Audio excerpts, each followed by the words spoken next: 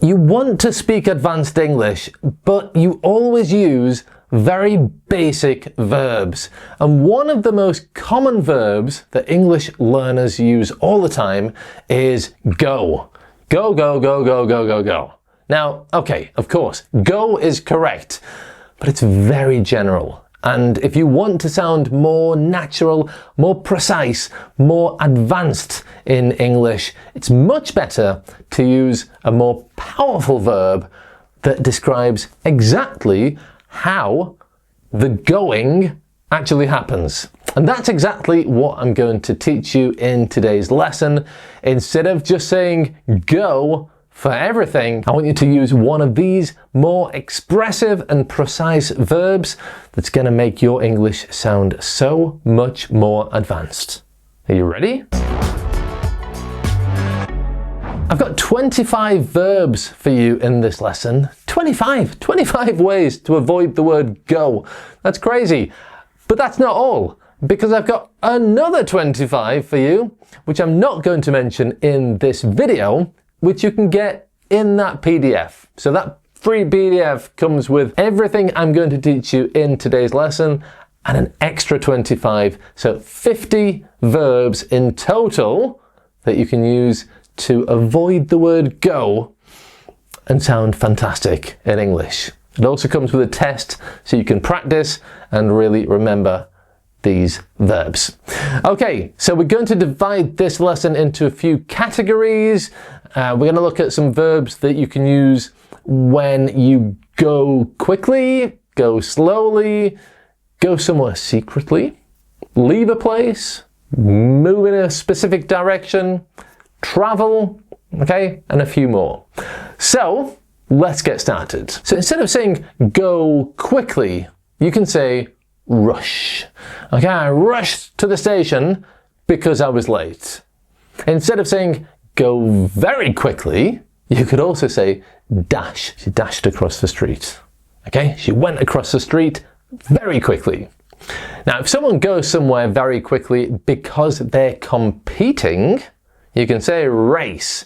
This doesn't have to be in a formal race or a competition with a medal at the end. It could just be like the children raced to the playground. Okay, they were all very excited. They wanted to arrive to the playground as soon as possible before their friends, so they raced to the playground. Now, instead of saying the opposite, go slowly, you can use many options. Stroll is one of them. We strolled through the park after dinner. My dad often says, I'm just going for a quick stroll instead of a quick walk. Okay, to stroll, or you can use this as a noun as well. A stroll. I'm going for a stroll. And it normally means an enjoyable, calm, relaxed walk. Another great verb is to wander. And this means when you go somewhere without a clear destination. I love doing this on holiday.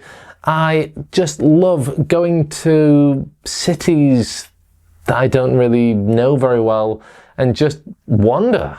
Just get lost. Wander around the old town. Just look around. I'm not going anywhere specific. I'm just wandering.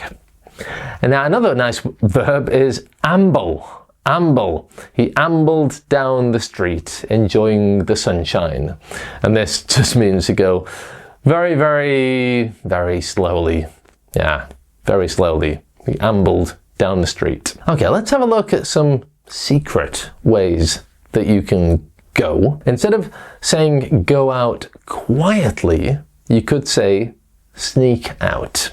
Okay, so the kids sneaked out of the house after their parents went to bed. Okay, they went out very quietly so that they didn't wake their parents up. Another verb you can use is to slip out. He slipped out of the meeting before it finished. Okay, very, very quietly, not secretly. People saw him. Some people saw him. He didn't make a big thing of it. He was as quiet as possible, so as few people as possible realized that he left the meeting before it finished. Okay, remember you can download the PDF with all today's verbs plus another 25 that I'm not going to mention in this lesson. There are more verbs for each of the categories that I'm going to explain and teach you in this lesson. And they're all really going to help you speak English in a much more precise and powerful way. And it's free. Okay, so you can scan the code there or click the link in the description and I will send it to you via email immediately. Okay, let's have a look at the next category. Instead of saying go away, you can just say leave. We left the restaurant at midnight. And a more formal word for leave is depart. We use this for transport very often. The train departs at 9 o'clock. And when you go to the airport, you will see departures. The plane departs at whatever time. Now, if someone leaves very quickly because of danger, you can say flee. Flee. The past of flee is fled. The thief fled the scene. A lot of people flee their country if there is a war there. Okay, they leave as quickly as possible because of danger. Okay, so instead of saying go inside, you can say enter. She entered the room quietly. Instead of saying go out, you can say exit. Please exit through the door. And both of these are more formal ways of saying go in and go out. So you will see them in formal situations. And when I'm talking about a formal situation, I'm not talking about a performance review with your boss. I'm talking about signs in the cinema or instructions in an aeroplane. Hey, if you're enjoying this video, please subscribe. I have plenty more videos like this for you, and I would really appreciate you clicking the subscribe button. All right, let's talk about movement, shall we? Instead of saying go up, you can say climb. So don't say they went up the mountain, you can say they climbed the mountain. And the opposite, instead of saying go down, you can say descend. Like the plane began to descend. If you go across something, you can use the verb cross. She crossed the road carefully. Okay, so that was more related to movement. Let's have a look at position now, because instead of saying go behind someone, you can say follow. He followed me into the shop. And if someone goes after someone quickly, you can say chase, like the dog chased the ball. Okay, instead of saying go back, you can say return, like we returned home late. I return to England twice a year.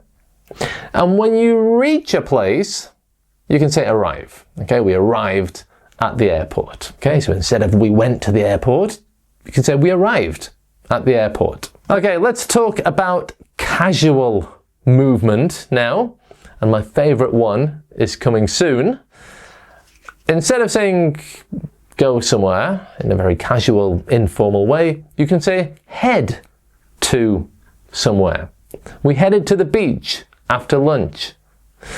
And if you visit somewhere very, very briefly, just for a short, casual, informal moment, we use this one. This is my favorite. Pop. Okay? Pop like pop. Pop into the shop or pop to the shop. Basically, the word pop can replace the word go for an informal, casual little visit. I popped into the shop to buy some milk. I popped to my friend's house to say hello. He said, hey, pop in. And you can also use the phrasal verb drop by. It has the same effect. It's a very casual, informal visit. For example, I'll drop by your office tomorrow. In other words, I'm in that part of town anyway, so I'll just make a quick visit to your office while I'm there. I'll drop by tomorrow. Okay, let's bring some emotion to the way that you go somewhere. Instead of saying go somewhere angrily, you could say storm. Okay? And if you leave the room in that particular angry way, you storm out. Okay? Storm, like thunder and lightning. Storm. She stormed out of the room. Now, if someone walks heavily and bangs their feet on the floor because they're angry, you can say stomp as well. Stomp. He stomped upstairs. If you have children and stairs, I'm sure you have heard your child stomp up the stairs angrily. Or if you have been a kid, if you've been a kid and you had stairs as a kid, I'm sure you stomped upstairs at some point in your teenage years too. Okay, now when we're talking about travel, we tend to avoid the verb go and be a little bit more specific. So instead of saying go somewhere by car, we normally say drive. I drove to Madrid last weekend. Instead of saying go by plane, we normally say fly, like we flew to London. And there are plenty more that I mention in the PDF. Okay, so basically the idea is simple. Yes, you can say go for everything, but your English will remain at an intermediate level and sound quite basic. Effective, but basic.